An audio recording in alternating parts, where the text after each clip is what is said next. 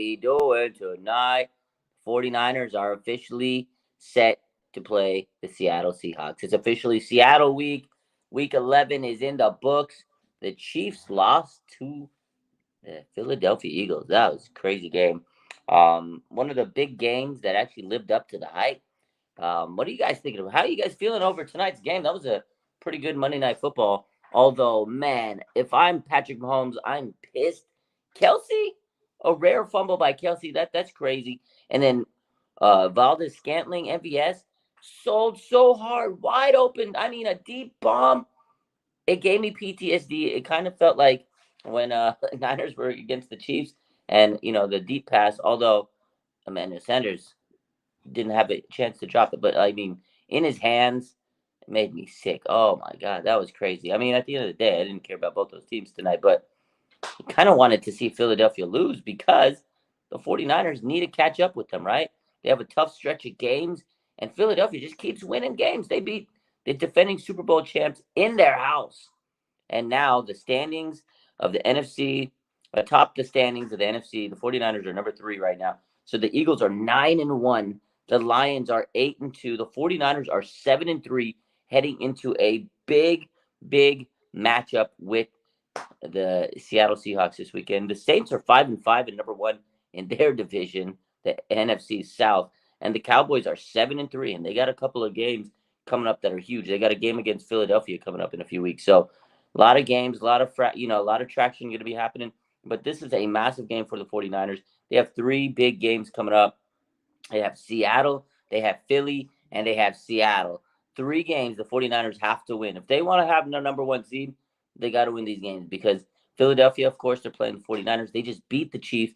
They have Seattle coming up. They have Dallas coming up. They have the Bills coming up. They have some really tough games coming up. So if the 49ers want to win the number 1 seed or have any chance of it, they got to beat Seattle in Seattle. It's not going to be an easy task, but there is some injury concerns for Seattle right now. Geno Smith is dealing with an elbow, but today Pete Carroll said there's no structural damage. It's really sore. It's going to take some time for that to calm down, but he did say there's a chance for Geno Smith to play on Thursday. He's kind of on track. And then the other news is Kenneth Walker, their running back. He's dealing with some issues as well on his end. So let's take a look at his his injury update. So Pete Carroll told reporters that the team does not consider running back Kenneth Walker to be an injured reserve candidate at this time, but Seattle also needs to learn more about the injury before figuring out how long he'll be sidelined. So they're not even sure how long he's going to be out, but he is going to be out probably for this game. It's a guy that they might miss for a few weeks, and he's a big part of that offense.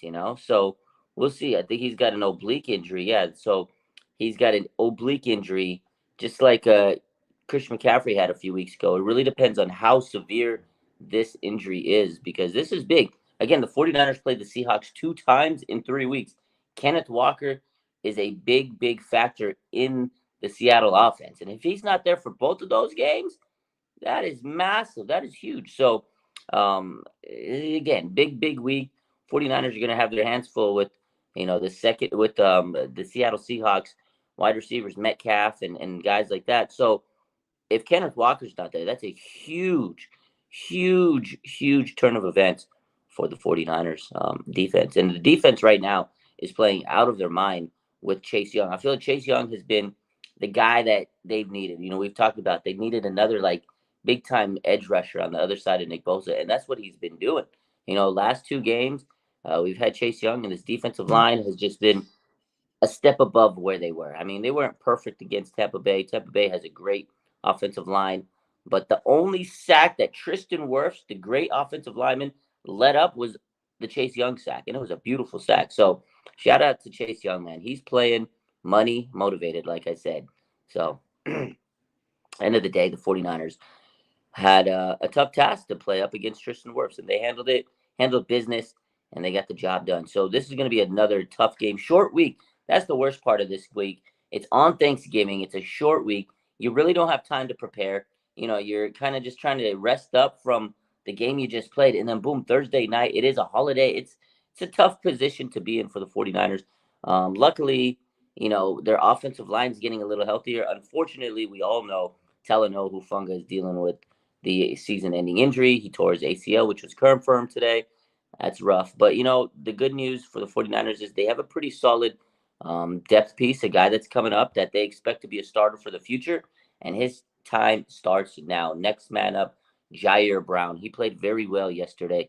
And I expect him to continue to go up, and prove himself. He's got to step up. He might have some ups and downs. He's going to have some bumps and bruises along the road. He's a rookie, man. You can't expect him to be perfect. And yesterday he started off a little slow, but as he kind of got his groove, man, the guy was absolutely cooking. So let's take a look at the chat. What's up, everybody? I know I just came in and just started spouting and talking. What's up, everybody? How we feeling? It's Victory Monday, but Victory Monday is in the rear view because it is time to focus on the Seattle Seahawks. The Niners need to get this dub. They cannot sit here and waste any time. I'm telling you, if the 49ers go into the playoffs and have to play on the road, it's going to be a very, very tough situation. And I don't know, man. Going into the Link is hostile territory. We got to be able to beat them in Levi's. We got to play them in Levi's. Also, the refs, they like the home field advantage. Let's take a look at some of these questions. We got a lot of people in the chat. Shout out to the chat tonight. What's good? What's up, Raphael? What's up, Jimmy? What's up, Victor? Damn, Eagles won. He says, I didn't think they were going to win, but man, Patrick Mahomes, his receivers sold on him so bad, and their D-line played great. The Kansas City Chiefs defense was really good. I'm telling you, man, they gave Hurts everything they could, but Hurts is poised. It's sickening to me to see how poised the Eagles are. It just really bothers me because they're a good team, and I hate to admit it because I hate them. But, they're a good team. A.J. Brown didn't even have to do anything. Like, he got clamped. A.J. Brown got clamped tonight. Devonta Smith, what a beautiful pass and catch from Devonta Smith.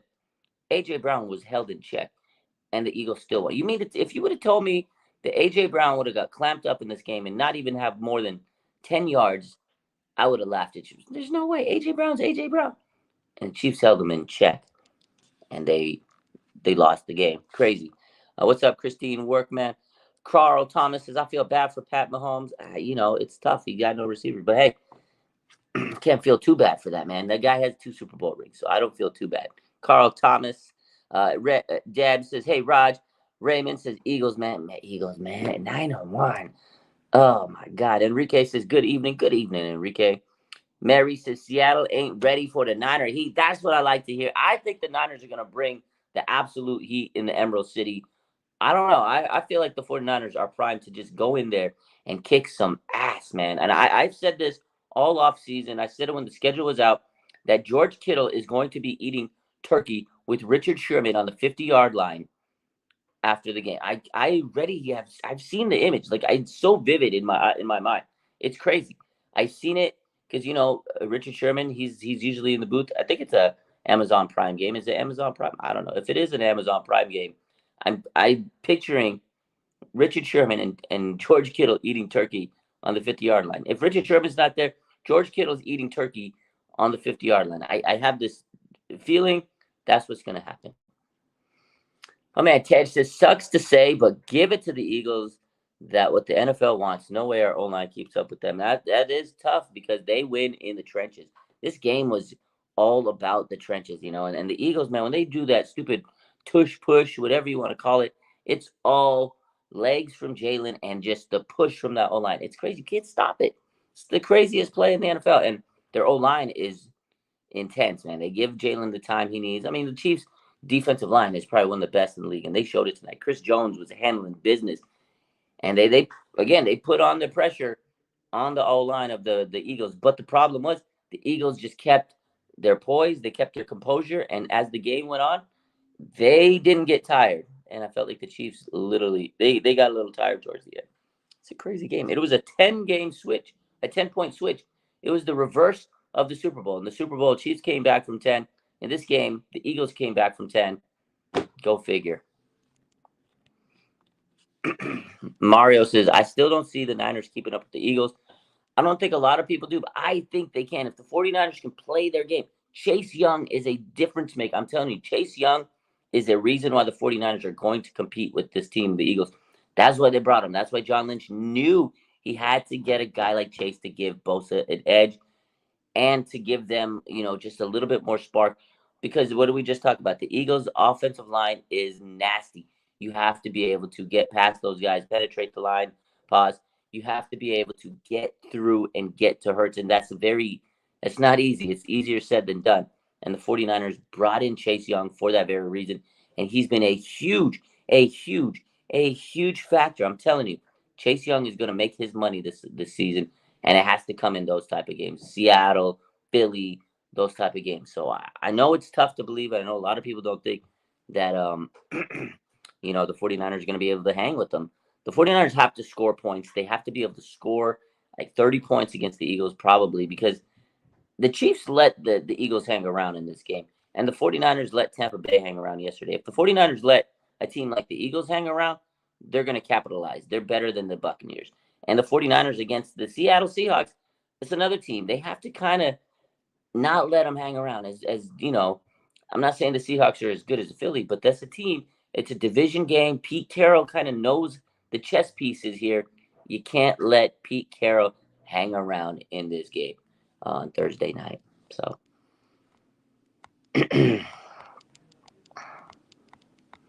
we got a very active chat tonight. California says, I don't care who won tonight. Felt the same way you do. Yeah, I mean, at the end of the day, I didn't care because the 49ers still have to handle their business. If the Eagles would have lost, yes, it would have been great because the 49ers can move up a little bit in the standings, but they still have to beat the Seattle Seahawks. Like, even if the Philadelphia would have lost tonight and then if the 49ers lose to Seattle, it's for nothing. So the 49ers have to start winning their games. We got to hope at some point that the Eagles lose a game or two, right? Maybe to Dallas, maybe to Buffalo. They got a couple of tough games here. But the 49ers, even if the Eagles lose some games, they have to be able to win their games. And it starts this week, Thursday night, against the Seattle Seahawks. It's not going to be an easy task. They have a great defense. They got a great secondary. That secondary is going to be tough. So if Brandon Ayuk, this is what I'm going to say right now. What's the plan on Thursday for you? Oh, man, Thursday's going to be a busy day. But real quick, Brandon Ayuk, if he wants to continue to be the dog that he said, after the bye week, going into that week 9 game, or sorry, the week 10 game, he said, this is when the dogs come out. We're going against the Jaguars. He says, November, December football is when the dogs play, grown men. These last 2 weeks, he's been standing on it, standing up on business. That's where Brandon Ayuk has been, right? He's been dominating.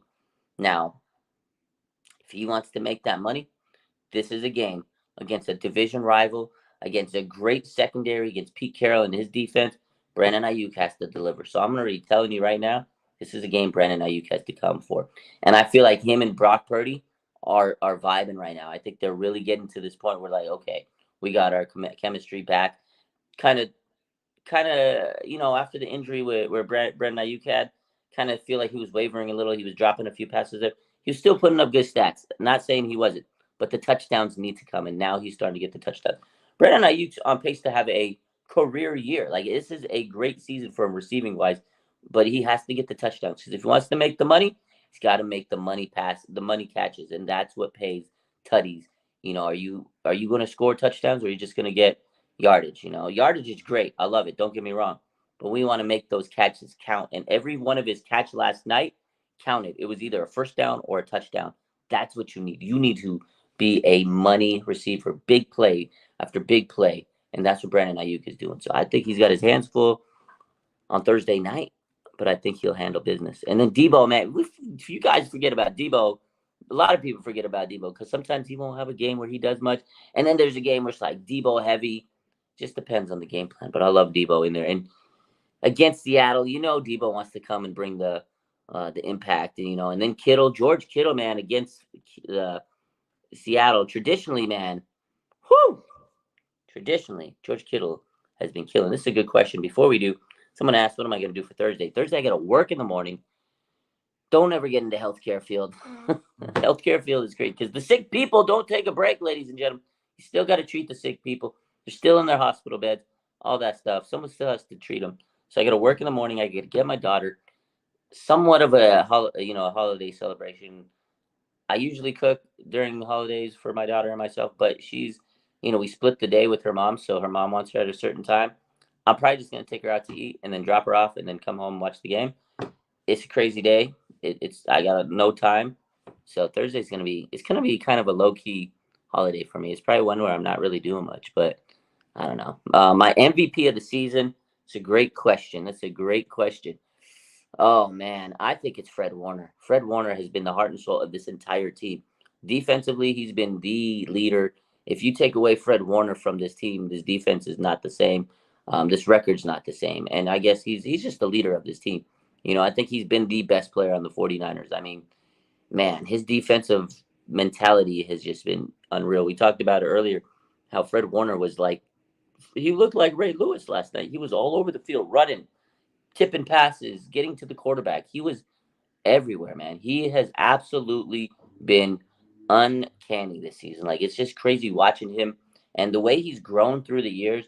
Like, every year you're like, oh, he's a good linebacker. He's a good line. Now he's just more than a linebacker. He can rush the passer. He's got great coverage skills, right? That's something that Ray Lewis didn't have. But I'm not saying that Fred Warner is better than Ray Lewis, but he's just such a dominating linebacker, just like Lewis and Patrick Willis and those guys were in their era. Like, Fred Warner dominates the game. He can take over a game. Usually it's an edge rusher, right? That's why edge rushers are paid so much, because they got to take down the quarterbacks, right? All the pressure that you get, and you stymie a quarterback, make him uncomfortable. Fred Warner does that from the linebacker position. He's one of the very few linebackers that can make a quarterback's life a living nightmare because of how good he is. Fred Warner, unbelievable this season. He's my MVP of the 49ers. I mean, there's some really good choices. There's so many good players. Debo, we saw how important he is. We've seen how important Trent Williams is. George Kittle's been exploding these last couple of weeks. Brock Purdy has been so good, man. He's been amazing. CMC, we see how good he is for the offense. So many great players, but to me, Fred Warner is the heart and soul of this entire fucking team, man. That's my answer. Team Money says he keeps our defense active. They have to match his energy. Absolutely. Like, you see, he's like a psycho out there. I don't know how, from the start to the finish, he has like the crazy speeches. You guys remember his speech last year against Seattle? He's like, we fucking hate these guys. Like, he was cussing, he was yelling, he was screaming. Like, he has the energy before the game, during the game, and then after the game. He's like, Dub City, ah! I don't know how he does it. He's got a lot of energy. So the players feed off that. Just like we talked about when Debo and Trent came back last week, and the players fed off that energy. You saw Chase Young doing the gritty, right, with the boombox. Like, the players fed off that, and the players absolutely feed off of Fred Warner. He's like the leader on that field. Absolutely. You guys are absolutely right. Susan says, I want them to go to the Super Bowl solely for Trent. Devastating if you never get. Yeah, there's so many great players on this team that need a Super Bowl ring. Like we say, every fan can say that about their team, but this team, look at this. Trent Williams has been an absolute dog in his career, not just with the Niners, just amazing player. He's so good. He battled cancer, came back. Like, that's a guy that deserves a championship.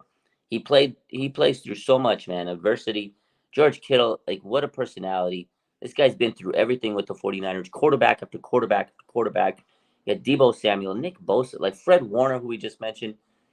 So many great players on this team that you're like, man, if they don't win a ring, it'll feel like a letdown. Christian McCaffrey, this guy was carrying the Carolina Panthers on his back. I mean, they were a dog trash franchise. They still are. And he was taking them and winning games, doing every single play for them. He was like 100% of their offense. Maybe not 100, but he was, you know what I mean? He was so much of their offense. This guy deserves a ring, but Trent Williams, absolutely, man. Out of everybody on his team, he puts in so much work, and I would hate to see him retire without one. He's a Hall of Famer, right? Like, a guy like that deserves a ring. Sideline Steve, he's been cooking. Omar says, Kittle, Ayuk, Debo going to confuse the F out of Spoon and Woolen this week. I hope so. That's what we got to do. We have to make misdirection. That's the key right there, Omar. Like, the key to this game is to be playing that misdirection. I got to see Debo sweeps. We have to see more Debo jet sweeps. We've seen it a little bit the last couple of weeks since he's come back. We need to see more of that. I will vividly remember a 2019 game where Debo hits that jet sweep, turns the corner, spin move, hit the B on that spin move took me out of my seat. I remember that. And he's Selly, did a little celly with Joe Staley in the end zone. That play was so I remember like you just see the guy spin on the sideline, and I'm like, what? That was one of the best plays I ever seen Debo Samuel ever. That was one of the coolest plays ever seen ever 49 any 49er do. That's the kind of stuff that they got to do to the Seattle Seahawks. Got to keep them on their toes. You can't do any of the normal stuff that Pete knows. You got to pull some kitchen sink type plays. And I think Kyle knows it. It's going to be a fun game. I think Kyle's going to be in his bag. I think he's going to get pretty creative. And the thing that I've noticed with this offense is Brock Purdy is dialing up those deep passes more and more and more. You got me some turkey. Shout out. Yeah. Send me some turkey. But I think Brock Purdy, those deep passes more and more. If you guys have seen these last 2 weeks, right? These last 2 weeks, what have the 49ers done in the third quarter? After the first half, they've been playing a little slow, a little conservative. They're sticking to their play action, run the ball, a little slant pass here, wide receiver screen, the Debo stuff, slot plays.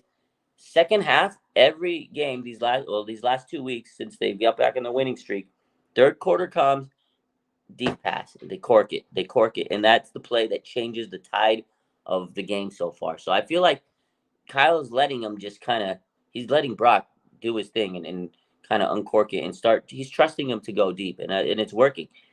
I also think that Brock Purdy's going unscripted. I think he's going off script. I think at some point in the games, Brock's just like, sure, I'm going to do my own thing.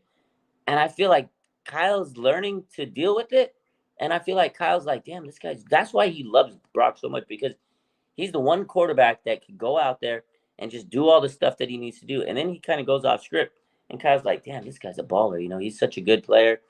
And that's why, that game last week against the Jaguars, when he runs, he created the play. He's scrambling to the side and he just cross body throws it up he threw it to Ayuk. No matter what you guys want to say, no matter what people say, a risky pass, Brock Purdy was dialed in. The pass goes right to Ayuk because he knows he went off script on that play.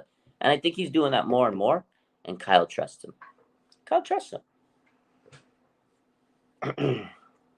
This is a great, they are perfect together, Charlie. Absolute crazy duo. Rob says, will the Niners re-sign Gibson due to Huff's injury? That's a great question. Talanoa Hufanga, we all know, ACL tear. If everything goes right, he should be back for week 1. But that's a good question because you never know. Rehab isn't an exact science. Maybe he might be behind, schedule. Who knows? I think he will be, on pace. He looks like a guy that's going to be able to attack rehab and have no setbacks, but you can't gauge all that.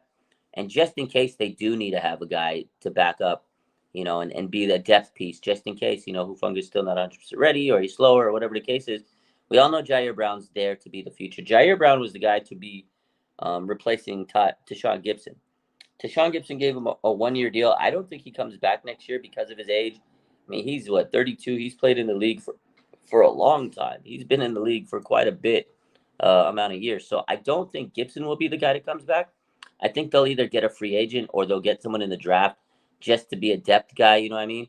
I think they really expect Talanoa Hufanga to come back and be ready, but I don't think they'll bring back Gibson. I think they'll go look and see who's available for a depth piece and maybe look in the draft. But I think, again, Jair Brown is the guy that's going to step in and replace Gibson. And if Hufanga's 100% healthy, then next year you got Big Huff and Jair Brown ready to go. But it all depends on how Hufanga, recovers and stuff like that. But that's a tough break. Odom, T-Money says Odom is pretty good. He's all right, but he's not like an every down safety. I don't think he is. He's okay. He's a special teams monster, but I just don't see him being an every down player because when he has to play more than 20 snaps, it might get dicey. He hasn't really been that guy for the 49ers.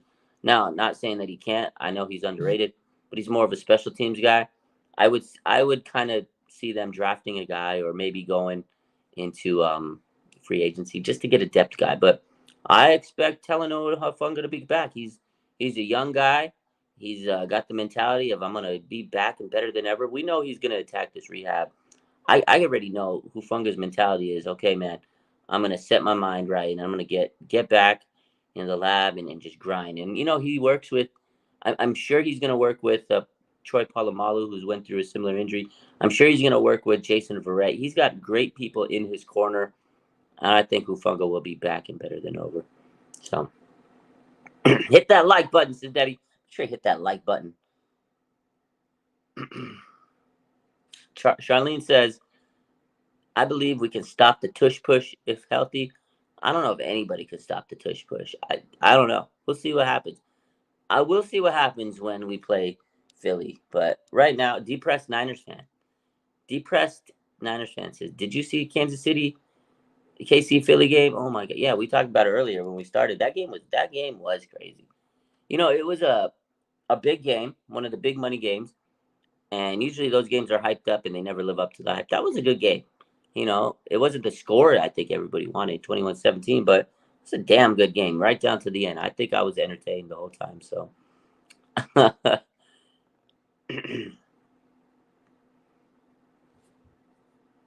let's see. What do you guys think about Seattle this week? You guys think the Niners are going to beat Seattle in the Emerald City? I wish I was going to this game. I'm not going to lie to you. I wish I would just call into work. Like, I wish I could just say, call my boss up. Yo, Saloni, don't expect me in on Thursday. I'm fucking leaving. Have a great day. Go to Southwest Airlines. Make the ticket. Boom. And then go to the Emerald City. If I could, I would, but I can't do that. I would absolutely go to this game. I want to go to Seattle. I've never been to a game with the 49ers in Seattle. I've been to their stadium. I've been to Seattle many times, but I actually have never watched the 49ers Seattle game. Never. It's crazy. I want to go. I went to their old, way back in the day, I've been to a Seattle game when my sister used to live there, but I want to go to a Niner Seattle game. It would be amazing. Got to go one of these days. Maybe next year. Take the road game. Got to go to a road game. Omar says, bet on it. We're going and we're winning by at least 10. Let's go. Depressed Niners fan says, I think we can. It's a winnable game. We just got to stay humble. We got to stay humble. We can't get ahead of ourselves. Debbie said the Seahawks are toast. Can't get ahead of ourselves. Got to stay humble. Christine says, yes. Jimmy says, ain't worried about Seattle. Worried about 1 seed. Well, in order to get the 1 seed, you got to beat Seattle. If you lose to Seattle, kiss that number 1 seed goodbye. So game's important. You got to win it. Ethan says that 76-yard TD pass to Ayuk was a great throw by the system. Yeah, imagine system quarterback throwing a 76-yard pass. Love it. Is Thursday night game going to be on Prime Video? I'm not 100% sure yet. I got to find out. I haven't even looked at it yet, but I just know we're playing them in the evening. I haven't checked it out. Yeah, definitely stay under. Exactly. We got to keep winning ourselves. Exactly. David says, hoping the Niners could dominate, give them extra confidence heading to Philly. I hope so. I hope the Niners can dominate this week. At the end of the day, I just hope they win. Like, I know we want them to see, like, get a dominating win. It's always fun when they dominate. And also, too, there's always less drama on the timeline when the Niners dominate.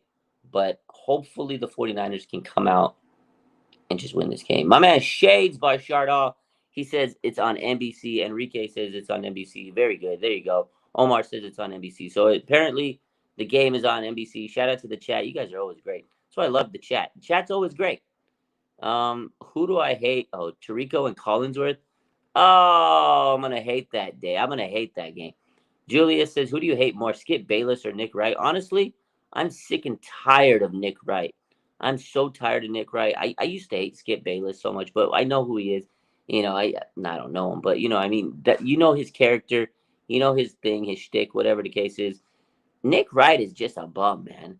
His quarterback, I can't wait to see what he says about his quarterback, his Chiefs, the almighty Patrick Mahomes, and his team selling on him because he's got a lot to talk about. But I can't stand Nick Wright, man. He's just shitty takes. He's been saying the same thing since training camp, and he's been wrong. He's been absolutely wrong. Like, he's been waiting for the downfall. And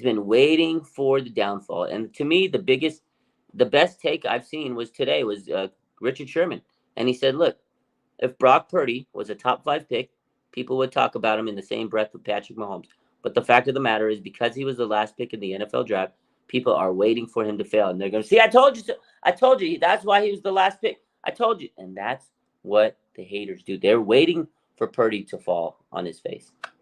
So, Key says, do I think the Lions are for real?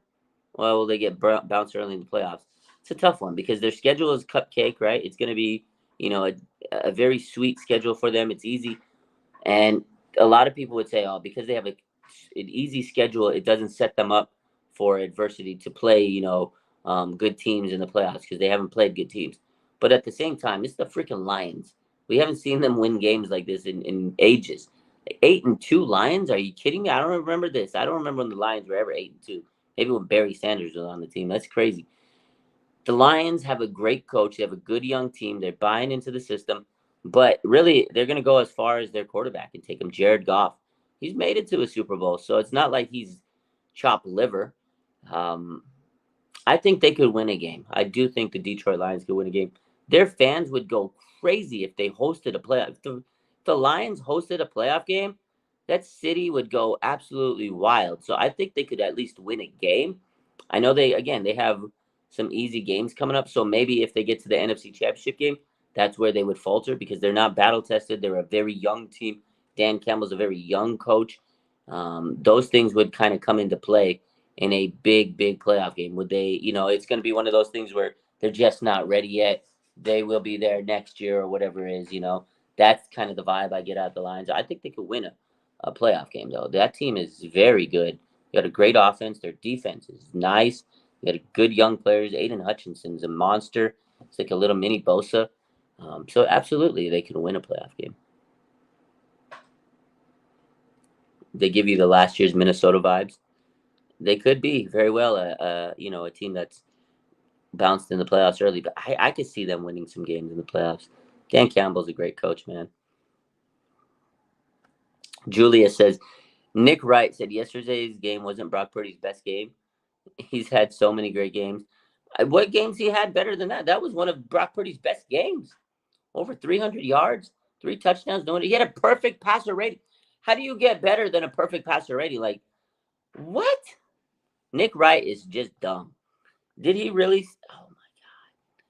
How was that? That was one of his best games? I probably was his best game. A perfect passer rating. You don't just throw a perfect passer rating, out of thin air. Unbelievable. Oh man, Team Money says same for the Cowboys. They've been playing trash teams. I mean, the Cowboys do the same thing every year. They have a good regular season record, and the Cowboys choke in the playoffs because they have no ability to win in the playoffs. They have no clutch gene. Their coach is terrible. Dak Prescott, he's not clutch. When it matters most, he's not going to go and do what you got to do. So, yeah, that's a team that fails in the playoffs. No matter what their record, they could be 16-1, and they would choke in the playoffs. That's just who the Cowboys are. Can't trust McCarthy, says Charlie. That's it. McCarthy is the worst coach when it comes to big game situations lately over the last couple of years. He just chokes unbelievably. Yeah, Brock Purdy did not have any interceptions last night. Wright said that the Dallas game and Jacksonville game, Purdy was better. You could probably say maybe Jacksonville, but honestly, yeah, he was locked in on Dallas. The whole team was locked in on Dallas. That was a beatdown. They beat a quality team. But I'm telling you, yesterday, Brock was on it, man. He was just, again, I think the reason I like it better was he was just so efficient. He was locked in the deep pass. That's something that he's really developing this season. So, but I'm excited for Seattle, man. I can't wait. We'll be talking about it all week. Well, not all week, just a couple of days, man. I can't believe that the game is already in just a few days. We got Tuesday, Wednesday, boom, Thursday, right around the corner. So you guys have a good rest of your night. I'm gonna get some rest. Got to get ready for freaking work tomorrow. Enjoy. We'll see what news is tomorrow. I'm guessing that we'll officially be talking about Jason Verrett. Jason Verrett should be signing officially tomorrow to the practice squad. And we'll see what else the 49ers do. Back to practice. They got a very, very, very short window to get ready for Seattle. So hopefully the rest of this team can stay healthy. I hope there's no more big injuries, man. Prayers up to Talanoa Hufanga.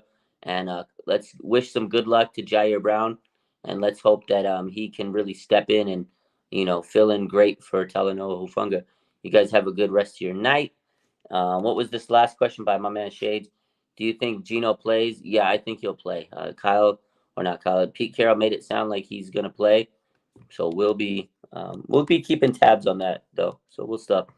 T Money, appreciate your way to end the night. Thank you guys. Thanks for hopping on the late stream, talking Niners, and you guys have a good rest of your week. We'll see you soon. Go Niners! Let's get the dub against the Seattle Seahawks.